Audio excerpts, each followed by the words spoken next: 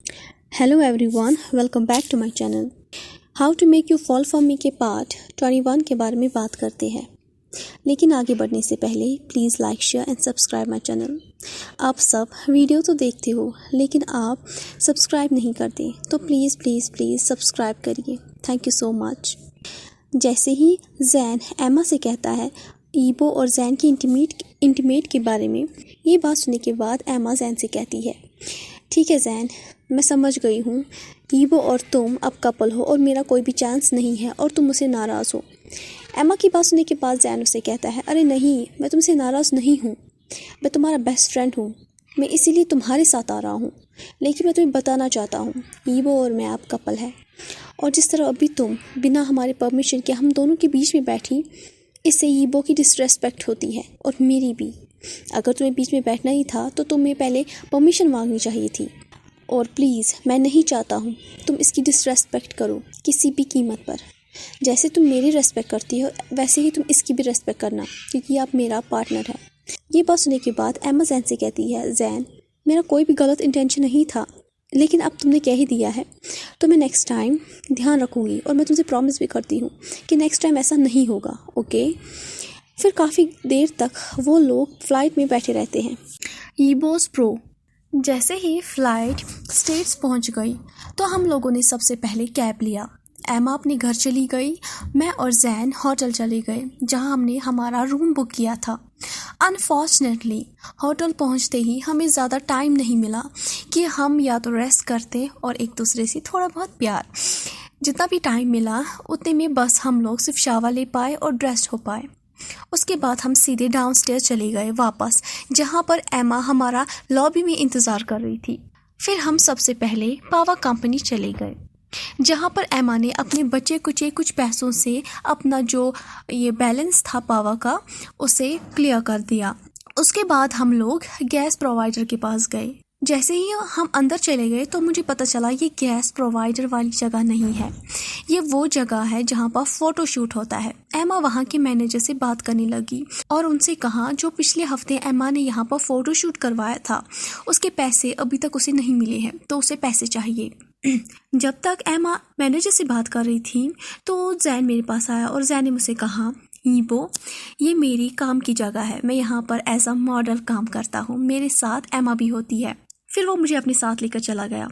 दूसरे कमरे के दरवाजे के ऊपर सिर्फ मेकअप लिखा हुआ था। वहाँ से एक गाय बाहर आ गया। उसे देखकर सच कहूँ तो मैं स्पीचलेस हो गया।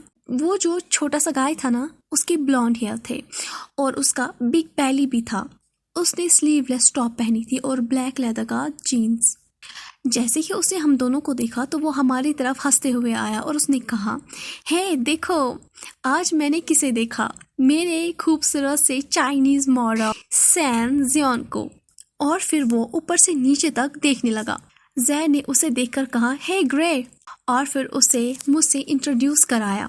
लकीली मुझे इंग्लिश समझ में आती है अच्छी खासी सी, तो मैं उन दोनों की बातें सुन रहा था।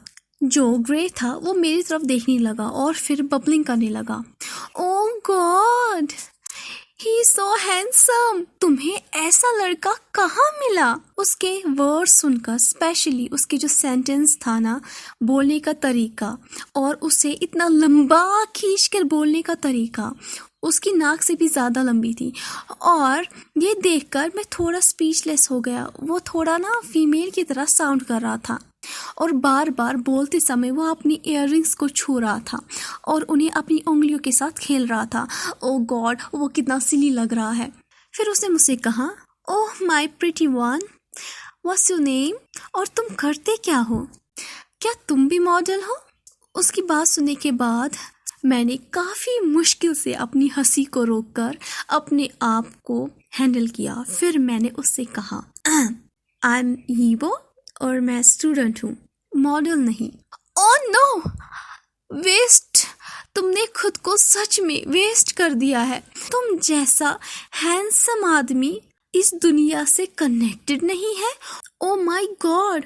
ये बोलने के बाद उसने कुछ और लड़कों की तरफ देखा। वो थोड़ी दूरी पे ही थे और उन्हें बुलाने लगा जोर जोर से, girls come here, look at him. क्या तुम्हें नहीं लगता कि ये बहुत ज्यादा हैंडसम है? और गर्ल्स इमेजिन करो, ये हमारे सैन जियो का बॉयफ्रेंड है। उसकी बात सुनने के बाद मैं थोड़ा परेशान हो गया। गर्ल्स, वो हटे कटे आदमियों को गर्ल्स क्यों बोल रहा है? और उन लोगों ने सेम तरह के कपड़े भी पहने थे। वो लोग उस ग्रे की बात सुनने के बाद धीरे धीरे हंसने लगे, तो उन्होंने अपना हाथ अपने मुंह पे रख दिया और फिर कहने लगे, ओ मैडनेस, ये तो सच में काफी ग्रेट लुकिंग है। उनमें से एक ने कहा। उनको देखकर सच कहूँ तो ओ गॉड, मैं कंफ्यूज हो गया कि ये क्या है।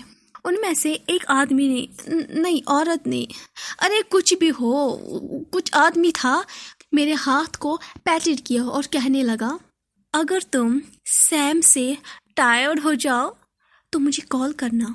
फिर उस आदमी ने, नहीं उस औरत ने, कुछ ऐसा ही समझो, उसने फिर पीस ऑफ पेपर दिया जिस पे उसने अपना फ़ोन नंबर लिखा हुआ था। फिर उसने उसे मेरी पॉकेट के अंदर रख दिया। गाइस, मैं किसी भी कम्युनिटी या किसी भी जेंडर की इंसल्ट नहीं कर रही हूँ। एज पर द नॉवल जो लिखा हुआ है, मैं आप सबको वही बता रही हूँ। अगर किसी को बुरा लगा हो तो मैं आप सबसे माफ़ी मांगती हूँ, और साथ ही साथ प्लीज़ मैं आप सबसे रिक्वेस्ट करती हूँ जितना हो सके उतना शेयर और सब्सक्राइब करें। Thank you so much. तो चलिए स्टोरी में आगे बढ़ते हैं। ये देखकर मैंने जैन की तरफ देखा और जैन से कहा, जो कि बाकियों को समझ में नहीं आया, क्या तुम इसे पॉजेसिव कहते हो? मुझे पॉजेसिव जैसा कुछ भी नहीं लग रहा। तुम्हारे ये जो भी है, मुझे इन लोगों के बारे में कुछ भी समझ में नहीं आ रहा। ये लोग बार बार मुझे यहाँ वहाँ टच कर रहे हैं और मेरे सामने खड़े होकर बार बार स्माइल दे रहे हैं। तो जैन ने कहा, ये लोग बस तुम्हारे साथ खेल रहे हैं, ये तुम्हें हर्ट नहीं करेंगे। फिर मैंने कहा, खेल रहे हैं? ये लोग चाहते हैं कि मैं उनकी ऐस के साथ खेलूं। तो जैन ने कहा, या लेकिन तुम बस मेरी ऐस के साथ ही खेलोगे, इनके ऐस के साथ नहीं, ठीक है? ओ जैन, तुम देख सकते हो मेरे पास यहाँ बहुत सारी चॉइसेस हैं। मुझे पता नहीं था कि मैं तुम्हारे साथ प्ले कर रहा था, और तुम देख सकते हो ना, ये सब मुझे चाहते हैं, ये मेरी डिज़ायर रखते हैं। क्यों ना मैं यहीं पर शुरू हो जाऊं और सबसे पहले मैं शुरुआत इस बैली बॉल के साथ करूं। फिर देखता हूं कि इसकी लेदर ग्याव में क्या होता है। ये बात सुनने के बाद जैन ने मुझे अपनी आर्म में स्मार्ट कर दिया और फिर कहा, यह फ़नी नहीं था। मैंने जवाब में कहा, yes I think it is. ये जितने भी यहाँ पर है उसके बाद मैं इनसे शुरू हो जाता हूँ, जितने भी मेरे आसपास है। पता नहीं मैं इन्हें क्या कहूँ, आदमी या औरत, जो कुछ भी। फिर जैन ने मुझसे कहा, नो बिल्कुल भी नहीं। तो मैंने जवाब में कहा, क्यों, ये बहुत बुरा है? क्योंकि मैं सोच रहा हूँ कि मैं इनका फ़ोन नंबर लूँ। जैन कुछ कहने ही वाला था, तभी एक चाइनीज़ आदमी आ गया जिसके एक ब्रॉड शोल्डर था और उसके लंबे बाल थे और जिस पे स्ट्राइक रेड थी। उसका अपर बॉडी काफ़ी वेल ट्रेनड थी। और कैसे मैं ये जानता हूँ? क्योंकि वो हाफ नेकेड था। उसने जैन की तरफ देखा और जैन को ग्रीट किया। वो जैन की तरफ आया, फिर उसने जैन को ग्रीट किया और फिर उसके लेफ्ट साइड में आकर उसके लेफ्ट चिक को किस किया, फिर राइट साइड में आकर राइट चिक को किस किया। लेकिन किस करते समय वो 5 सेंटीमीटर उसके चिक से थोड़ा दूर ही रहा ताकि जैन का मेकअप रून ना हो जाए। फिर मेरे चबी बॉयफ्रेंड ने उसे एक्सप्लेन किया मेरे बारे में सुनते ही उसने अपना हाथ स्लाइडली मेरे एब्स के ऊपर रखा और कहा, वाओ तुम कितने हॉट हो। ये बात सुनते ही मैंने अपने जैन की तरफ देखा और अपने होठों पे बड़ी सी स्माइल आई, बिल्कुल एक पागल की तरह जो बिना रीज़न के स्माइल दे रहा था। और मैंने जैन से कहा, देखो एक और आ गया। ये देखकर जैन को बिल्कुल भी पसंद नहीं आया और उसे बर्दाश्त भी नहीं हुआ। तो उसने मेरा हाथ पकड़ा और फिर सबसे कहा, गाइस अब हमें जाना पड़ेगा क्योंकि अब हमें कुछ और भी अपॉइंटमेंट्स हैं। ये बात सुनने के बाद मैंने जैन से हंसते हुए कहा, सच में हमारे और भी अपॉइंटमेंट्स हैं क्या? तभी हमारी नज़र एमा पर पड़ी। एमा मैनेजर के ऑफिस से आ रही थी और उसके हाथ में बहुत सारे पैसे थे। फिर हम वहाँ से चले गए। फिर हम लोग बहुत सी जगहों पे घूमे। फिर एमा ने कुछ सामान भी खरीदा। फिर हम लोग थिएटर चले गए। जहाँ पर जैन और एमा ने कुछ हफ्ते पहले एक फैशन शो में पार्ट लिया था और अभी तक उन्हें पैसे नहीं मिले थे। ऑफ कोर्स फिर मैंने जैन से कहा, जैन जब तक एमा मैनेजर से बात करती है, चलो तुम मुझे पूरा थिएटर दिखाओ। फिर हम दोनों वहाँ यहाँ घूमने चले गए। तभी एक औरत आई जिसके ह्यूज ब्रेस्ट थे, वो हमारी तरफ चली आई। जैसे ही उसकी नज़र मुझ पे पड़ी तो वो मेरी तरफ आई मुझे हग करने के लिए, लेकिन तभी इमीडिएटली जैन मेरे सामने आकर खड़ा हो गया और उसे मुझे छूने नहीं दिया। और उसके बाद एक गाय आया जिसने हुडी पहना हुआ था। उसने अपना हुडी नहीं उतारा हुआ था, उसका चेहरा भी दिखाई नहीं दे रहा था। तो मैं सोचने लगा ये मेरी तरह शायद नॉर्मल होगा, लेकिन जैसे ही उसने अपना हुडी ऑफ किया तो मैं स्पीचलेस हो गया। पता है, रेनबो में भी इतने कलर्स नहीं होंगे जितने उसके बालों में थे।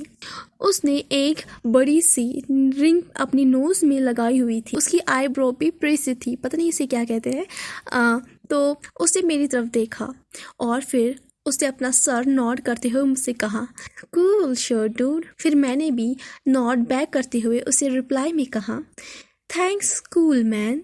जैन ने ये देखा तो वो कुछ कहने ही वाला था, लेकिन उसे लगा कि बेटर होगा कि वो अभी के लिए साइलेंट हो। फिर उसके बाद हम काफ़ी क्रीचर्स से मिले जिनको देखकर मैं काफ़ी ज़्यादा स्पीचलेस हो गया। लेकिन सबसे ज़्यादा जिस पे मेरी नज़र गई और जिसने मुझे ज़्यादा ही स्पीचलेस किया था वो था 1.90 मीटर टॉल एक सिकनी एक आदमी पर। वो रियली काफ़ी ग्रेट था। उसकी क्रूकेड टीथ थे और बिग हुक्ड नोज़ भी थी। उसे अल्कोहल की स्मेल आ रही थी। बिना कुछ पूछे वो खुद से ही मुझे एक्सप्लेन करने लगा कि जब वो मेरी उम्र में था तो उसके पीछे काफ़ी सारे प्रिटी वुमेन्स थी जो उससे शादी करना चाहती है। इस उम्र में भी उसके पीछे काफ़ी सारे प्रिटी वुमेन्स है जो उसके साथ सोना चाहती है।